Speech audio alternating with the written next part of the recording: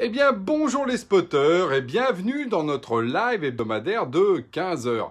Et aujourd'hui, on va parler d'un mot que j'étais obligé d'écrire qui s'appelle l'extraterritorialité. Voilà, je l'ai dit sans me tromper. Ça fait 19 lettres et 26 points à 76 points au Scrabble. Comme quoi, c'est un mot important et on va le comprendre très vite. Pourquoi je vous parle de ça ?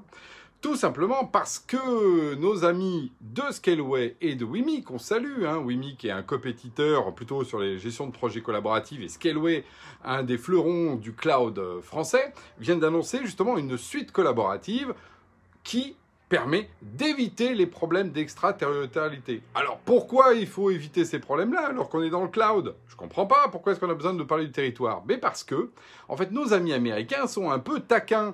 Ça fait en fait des années, en fait, qu'ils ont tout simplement mis en place des lois qui vont, comme son nom l'indique, au-delà de leur territoire américain. Non seulement ils mettent la loi chez eux avec des shérifs et des voitures avec des pimpons, mais en plus ils peuvent justement intervenir partout. Alors, je suis allé voir sur Wikipédia, toujours une référence intéressante sur le sujet. On a en fait la première loi extraterritoriale, qui normalement sont des lois qui sont faites par exemple au niveau de l'ONU, au niveau général. On peut comprendre qu'on a une loi mondiale pour empêcher des choses qui sont terribles. En fait, ça commence en 59 avec l'embargo de Cuba, où en fait il n'y avait pas d'accord, y compris même avec le bloc européen, parce que nous on n'était pas anti-Castro à l'époque. Et en fait, les Américains ont dit, si tu veux travailler avec Cuba, embargo, et si jamais tu travailles avec eux, bam, sanctions. Donc en fait, c'est un vieux sujet. 59, ça commençait par là. Mais ça, c'était que le début. Parce qu'en fait, après, on a eu ensuite autour des groupes terroristes. Et alors, c'est parti. Alors, je vous le donne dans le mille. Le problème des transactions financières, vous voyez, je me remets dans le cadre. Non, transactions financières, le Foreign Currency Practice Act, la fiscalité avec le Foreign Account Act, le terrorisme avec le Patriot Act. Alors là, tout d'un coup, on a entendu ces mots-là. Vous savez, quand il y a eu justement après 2001, ils ont commencé à dire maintenant, si quelqu'un justement fait quelque chose de mal vis-à-vis des États-Unis, on peut aller le chercher n'importe où. Ok.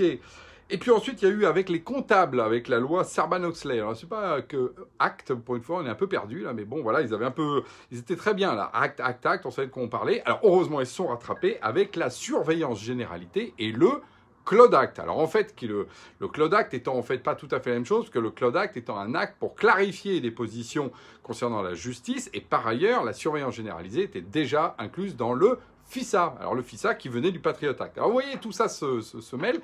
On va me dire, mais pourquoi est-ce que je suis dans le droit américain? Parce qu'en fait aujourd'hui, dès lors que vous utilisez des outils américains, même si vous n'êtes pas américain, vous êtes redevable de toutes ces choses-là. Alors vous me direz, non, c'est pas grave, les Américains vont pas venir me chercher, ils ont autre chose à faire que de faire ça. Que nenni.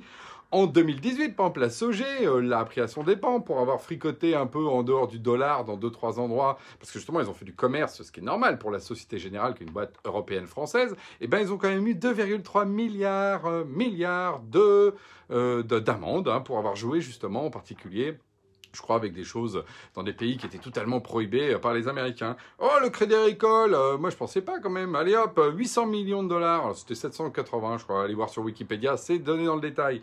Ou par exemple, nos amis de Total, qui avaient fait un truc au Gabon, où c'est interdit, ou je sais plus quoi, en Iran. Enfin, il y a toujours une bonne raison, 400 millions de dollars. Donc on est taxé en permanence, mais surtout on est en risque. On est en risque juridique, donc ça c'est un premier point, mais aussi on est en risque financier. Les deux. Alors financier, vous venez de voir, des grosses amendes bien grasses qui font quand même, quand vous regardez qu'avec ça, mine de rien, c'est de l'impôt à l'envers, parce qu'ils récupèrent de l'argent, et ça c'est que des boîtes françaises. Ils ont fait ça avec le monde entier, mais il y a aussi le fait du problème de toutes les informations qui sont effectivement aujourd'hui accessibles.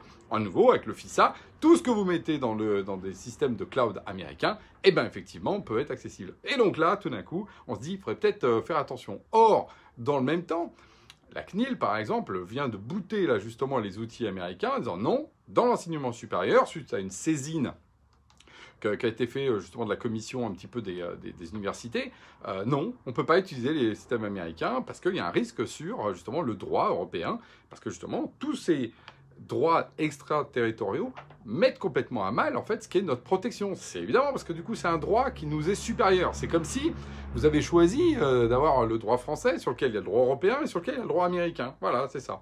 Donc ça pose un peu des problèmes parce que tout ça rentre en contradiction.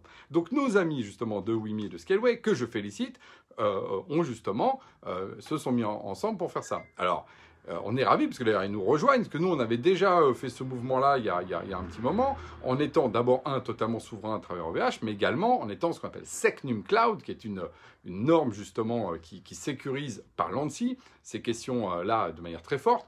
D'un point de vue technique, avec Secnum Cloud, et juridique, parce que Genspot, nous, on est par exemple 100% détenu par des capitaux français, des personnalités justement européennes et français, donc il n'y a pas de sujet d'extraterritorialité. Les Américains ne peuvent pas venir nous chercher. Vous voyez, même s'ils envoient leur shérif, nous on fera là, qui me parle, vous voyez, bon.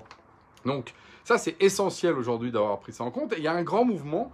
Alors, si on prend... alors, je vais laisser de côté, parce que je ne veux pas fâcher tous les gens qui pensent que le cloud de confiance lancé par l'État, c'est formidable. Donc, on va leur laisser crédit. Même s'il y a des petites licences américaines qui arrivent et que le Cloud Act et le Cloud et le FISA, tout ça, ça sort par la fenêtre, ça rentre par la porte avec Microsoft qui revient. Bon, OK. Imaginons que tout ça soit sous contrôle, qu'on ait fait ça nickel, donc je donne crédit à ces termes-là. La bonne nouvelle, c'est qu'on va dans le cloud. Bon, et ben donc du coup, il faut exiger le label de confiance. Et voilà. Alors pour deux raisons, hein, je le rappelle, et même je pourrais une troisième. La première, elle est juridique, vous prenez moins de risques, voilà, parce que justement, il n'y a pas ces questions de droit extraterritorial qui peut s'appliquer à vous de manière très directe, les petits milliards que vous avez vus, ou la partie justement à plus de pression. La deuxième, c'est que justement, les informations que vous avez sont protégées, hein, c'est le droit des affaires, le plus strict, mais le droit aussi des États.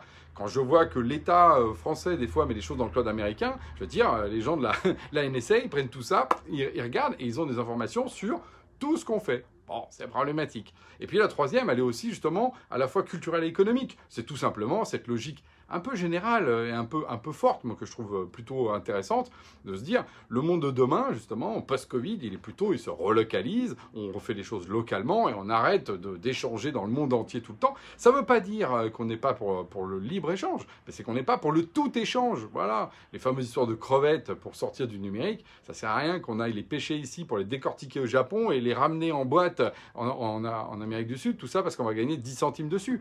En attendant, on a pollué les océans et on a du plastique partout. C'est absurde. Vous voyez, c'est aussi cette idée de devenir raisonnable. Donc, par exemple, sur le numérique, c'est que, en fait, chaque pays, tout simplement, ait des capacités.